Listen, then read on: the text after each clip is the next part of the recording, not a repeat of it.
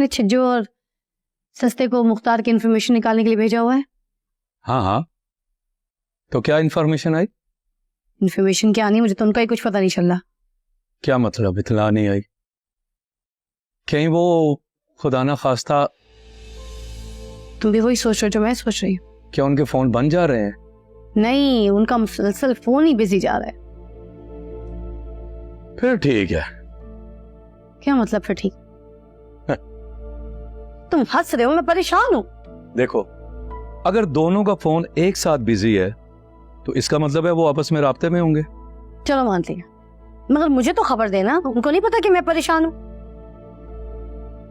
उनको ये नहीं पता कि मैं अभी तक खबर का वेट कर रही हूँ? अच्छा तुम परेशान ना हो, वो बिल्कुल ठीक होंगे। उनके हाथ ही कुछ नहीं लगा होगा तो वो तुम्हें क्या बताएं। अभी वो आपस में कोऑर्डिनेट करके फुल टाइम जासूसी कर रहे हैं। जैसे ही उनके हाथ में कुछ लगेगा फौरन तुम्हें या मुझे फोन करेंगे। अल्लाह करे ऐसे ही हो। इंशाल्लाह ऐसा ही होगा।